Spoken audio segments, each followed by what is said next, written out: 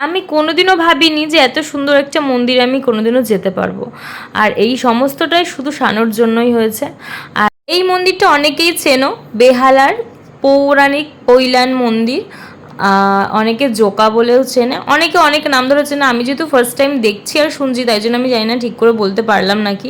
আর যদি কিছু ভুল ত্রুটি হয়েছে তোমরা ঠিক করে দিও। তো যাই হোক, রেডি হয়ে বেরিয়ে পড়লাম দুপুরবেলাতেই। সমুকে বললাম সমু একটু আগিয়ে দিয়ে আসো, শানুর সাথে আমার সকালবেলা কথা হচ্ছিল। ও আমাকে বললো ওরা নিউ মার্কেটে কিছু জামা কাপড় কেনাকাটি করতে যাবে। তো সেই হিসাব মতন আমি জামা কাপড় কেনার পাগল, আমি বললাম যে ঠিক আছে তাহলে আমিও যাব। ও বললো যে আমি তোকে পরে জানাচ্ছি। প্রায় ও 11টা নাগাদ, আমার মেয়েকে যখন স্কুল দিয়ে বাপের বাড়িতে ছিলাম 11:30 নাগাদ, তো আমাকে কল করে জানায় যে ঠিক আছে তাহলে আমরা বেরোবো। যেহেতু আমাদের প্রচুর অনেক লোক, 4-5 জন যাব, আর সেখানে দুখানা গাড়ি, আমার স্কুটিটা হবে না, আমার স্কুটি একটু প্রবলেম আছে বলে আর হবে না নিয়ে যাওয়া। তো সেই সূত্রে ও সবাই মিলে আমরা যেহেতু যাব, গাড়িতে হচ্ছে না, 2 চাকায় হচ্ছে না বলে এখন 4 চাকায় যেতে হবে। এবার আমাকে ও যখনই বলেছে আমি যে শকড হয়ে গেছি যে 4 চাকা আমি যাব না। আমার অনেক যাওয়ার সুযোগ আছে, ওর সাথেই যাওয়ার অনেক জায়গায় সুযোগ আছে, কিন্তু আমি সেটা যেতে পারি না একমাত্র যেহেতু আমি 4 হুইলার একদমই চড়তে পারি না। আমি ওকে সবসময় বলি যেন তোর এই গাড়িটা উঠলে আমি জানি না কেন ওরকম হয়ে যায়। আগে যে গাড়িটা ছিল সেই গাড়িটা আমার অত প্রবলেম হতো না। দুপুরবেলা যেহেতু ছিল সেই জন্য তাকিয়ে শরীর খারাপ লেগেছে, ভালো লেগেছে। প্রথমে কিছুক্ষণ ভালোই ঠিকঠাকই গেলাম, তারপরে যে হঠাৎ করে আমার শরীরের মধ্যে যে কী শুরু হয়ে গেল, সেই একবার গরম হয়, একবার ঠান্ডা হয়, একবার মাথা যন্ত্রণা করে, একবার বমি পায়, একবার সারা শরীর গোলায়, একবার ঘুম পাচ্ছে, একবার মানে আমার যেটা হয় আর কি গাড়িতে উঠলে। সেই জন্য আমি কোথাও যেতে পারি না, কোথাও না, আমার যেতেও ভালো লাগে না। কিছুদিন আগে ও ফিটং সব ঘুরে আসলো। ও নিজের গাড়ি করে দার্জিলিংয়ে অত উঁচু পাহাড়ের জায়গায় অত উঁচুতে উঠে ও নিজের গাড়ি করে সবাইকে ঘুরিয়ে নিয়ে আসলো। আমাকেও বলেছিল, আমি বললাম না রে আমি যেতে পারবো না। ওরা জানে যে আমি গাড়ি চড়তে পারি না। তো এখানে গল্প টল্প করতে আর মানে 10 কথার 1 কথা, আমরা আনন্দ করছিলাম ঠিকই, কিন্তু গাড়িতে 100 কথাটার মধ্যে আমাদের 70% এই একজনের বিষয়ে কথা হচ্ছিল, যেহেতু আমরা একজনকে ভীষণ মিস করছিলাম।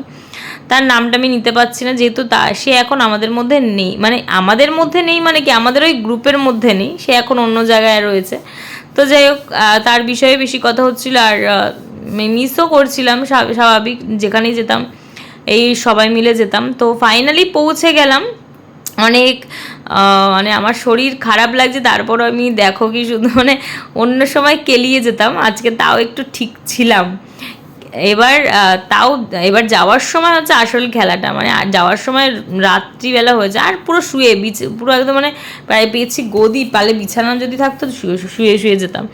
তো এখানে এন্ট্রি নিচ্ছি মন্দিরের ভেতরে। আর সত্যি কথা বলতে আমার আমি কোনো ঠাকুরের স্থানে গেলে আমি কিন্তু একটু মানে একদমই ওয়েস্টার্ন জিনিস পরতে পছন্দ করি না, মানে আমি পরি না। আমি যদি জানতাম আমার আউটফিটটা নিয়ে আমি খুবই মানে এখানে যেহেতু আসবো আমি জানতাম না, খুবই ডিপ্রেসড রয়েছিলাম। মানে সবাই বলছিল ঠিকই, কিন্তু আমি তো নিজেও জানি না যে আমি একটা ঠাকুরের স্থানে যাচ্ছি, গেলে তো আমি নিজেও শাড়ি পরে যেতাম। আর এইসব আমি শুনলাম যে দিল্লিতে নাকি এই মন্দির সেম আছে, কিন্তু সেখানে এইরকম ড্রেস অ্যালাউড নেই। তো সেটা বড় কথা না, বড় কথা হচ্ছে আমি যদি জানতাম যে আমি একটা ঠাকুরের স্থানে যাচ্ছি, আমার ড্রেস আপটা আমি আউটফিটটা ঠিকঠাকই পরে যেতাম। আমি জিন্স পরে যে কার্গো ফার্গো টপ পরে যেতাম না। তো ওইটা একটা কীরকম লাগলো। আমি তো জানি আমি শপিং করতে যাচ্ছি না, আর ওরাও অত বোঝে না, ওরা তো আমাদের গ্যাংটা একটু মডার্ন গ্যাং ওরা জানে না তো। ঠিক আছে, ফুল যা করবে তাই। তো এত সুন্দর লাগছিল যখন আমরা ঢুকেছিলাম অল্প আলোতেও, এত সুন্দর লাগছিল। তখনই যদি একটু ভালো করে ভিডিও করে নিতাম তাহলে আমার হয়তো অতটা খারাপ লাগতো না, কিন্তু ওই যে আমি ভালো করে একটু ভিডিও করতে পারিনি, কারণ আমি তো রেডি হয়ে গেছে অনেক তাড়াতাড়ি, কিন্তু এই ছেলেটা যে সৌরভ অনেক লেট করেছে আসতে। আর এত সুন্দর জায়গাটা, মানে একদম সবুজ ঘাস, সাদা লাল লাল, মানে সব কিছু একদম। তারপরে হয়ে গেল সন্ধ্যা, ব্যাস। আর ঠিকঠাক করে কিছু দেখতে মানে আর দেখা ভালো লাগছিল না অতটা, শুধু লাইট, এবার লাইট ভালো ক্যামেরা না হলে তো লাইটটা এরকমই লাগবে। আমরা মন্দিরের ভেতরে একদম প্রবেশ করেছিলাম, সেখানে ক্যামেরা অ্যালাউড নেই। তো সেখানে প্রথমে তো স্বামীনারায়ণের মন্দির আছে, মূর্তি আছে, তারপরে একদম নিচে ওটাও মনে হয় স্বামীনারায়ণ বা কি জানি না কী হবে, মানে আমি অত ডিটেলসে জানি না। ওটা সোনার মূর্তি ছিল, সোনার মূর্তিটা একদমই কাচের ঘরে বাঁধা, আটকানো, বাঁধা মানে কি ওই আটকানো আর কি। তারপর দেখে ডেকে আমরা বাইরে বেরিয়ে একটু আমি যে না একটু ভিডিও করি, ভিডিও মানে রিলস না, রিলস ওখান থেকে বলেই দিচ্ছে রিলস করতে না, তাও তো আমি শাড়ি পরে যদি ভিডিওটা করতাম ভালো লাগতো, তাও একটা রিলস করেছি, কিন্তু শুধু দাঁড়িয়েই রয়েছি সেটা। তো যাই হোক, তারপরে এই জায়গাটা আসলাম, এই জায়গাটা বেশ সুন্দর লাগছে, এই এই মানে এই পোর্শনটা। ওপরে ছোটো ছোটো লাইট জ্বলছে, আর ফটো ক্যামেরা ক্যামেরাগুলো খুব সুন্দর আসছে। আর এটা দিনের বেলা একটু আগে একটু যদি ঢুকতাম এত সুন্দর লাগতো জায়গাটা, মানে খুবই ভালো লাগতো। তারপরে তো আমরা এই সব ফটো টটো তুলে ভিডিও করে সব কিছু করে দেন আমরা বেরিয়ে গেছি। আর আমি তো ওই যে গাড়িতে উঠলাম, কিচ্ছু খেতে পারিনি, কিচ্ছু খাইনি। আমাকে অতবার খেতে বলছিল, ওরা খেয়েছে, চা খেয়েছে, আর কী খেয়েছে যাই না, খেয়ে দে। তারপরে হঠাৎ ওর শানু শুনতে পেলে ওর গাড়িতে কি একটা আওয়াজ হচ্ছে, কি আওয়াজ হচ্ছে। এবার সবাই মিলে, সবাই তো মোটামুটি মেকানিক, শানু গাড়ি চালাতে, শানুর গাড়ি তো কী হচ্ছে, শানুর সাথে যারা যারা থাকে সবাই মেকানিক, সবাই কাজ জানে, ও কাজ জানে। কী একটা আওয়াজ হচ্ছে, কী আওয়াজ হচ্ছে, ওর এসির কোন একটা রাবার ঢিলা হয়ে গেছে, মানে যাই হোক হয় না, আমি অত কিছু জানি না। আমি তো শুয়ে আছি, আমি কিচ্ছু খাইনি, উঠেও বসিনি, দাঁড়ানি, কিচ্ছু করিনি, দেখিও নি, শুধু দেখছি 1 ঘন্টা ধরে আমরা একটা জিনিসের জন্য 4-5টা দোকানও খুঁজলো। ও দেখলো যে কালকে সকালবেলা ওর গাড়ি নিয়ে বেরোনোর আছে, তাই জন্য ওইটা ঠিক করতে হবে। আর ওর গাড়ি নিয়েও ভীষণ মানে একটা মানে ওর প্রত্যেকটা জিনিসের প্রতি ওর ভীষণই ভালোবাসা।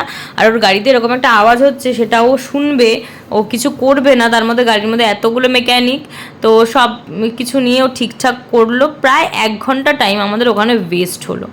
দিয়ে ওরও বাড়িতে পৌঁছাতে একটু লেট হয়ে গেলো, আমার পৌঁছাতে লেট হয়ে গেছে সেটা কোনো ম্যাটার করে না, কিন্তু ওর লেট হয়ে গেলো, কারণ ছেলেটাকে নিয়ে আসা হয়নি, ছেলেটা বাড়িতে একা ছিল।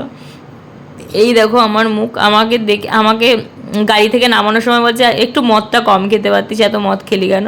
কিন্তু সত্যি কথা শোনো, আমি ড্রিঙ্ক করি না, আমি কোনো দিনও, আমার ড্রিঙ্ক করা একদমই পছন্দ নয়, কিন্তু আমার ফিলটা ওরকমই হচ্ছিলো, আমার এত মাথা ভন করে ঘোরাচ্ছিল, মনে হচ্ছিলো যে কেউ দেখে আমাকে মনে করবো যে আমি মনে হয় ড্রিঙ্ক করেছি। তো এতটাই মাথা ঘোরাচ্ছিলো, এতটাই শরীরটা খারাপ লাগছিলো। তারপর বাড়িতে তো এসে যে দেখো ফ্রেশ হলাম, ফ্রেশ হয়ে তারপরে ওকে সমুকে বলেছিলাম একটু ভাতটা বসিয়ে রাখো, আর বাড়িতে গিয়ে ভাত করাটা আমি পারবো না। তো তারপরে একটুখানি তেল দিয়ে, আলু ছিল সেদ্ধ আলু, সব কিছু দিয়ে মাখিয়ে, একটু কাঁচা লঙ্কা দিয়ে, মাংস ছিল, মাংস খাবো না, সব কিছু দিয়ে মাখিয়ে তারপরে এই এসি চালিয়ে বসলাম। দিয়ে এখন এডিটটা করছি, কারণ কালকে সকালবেলায় ছাড়তে হবে। থ্যাংক ইউ শানু এত সুন্দর একটা জায়গায় নিয়ে যাওয়ার জন্য। আর তোর বন্ধুরা তো ওদের তুলনায় নেই, ওরাও খুব ভালো। টাটা।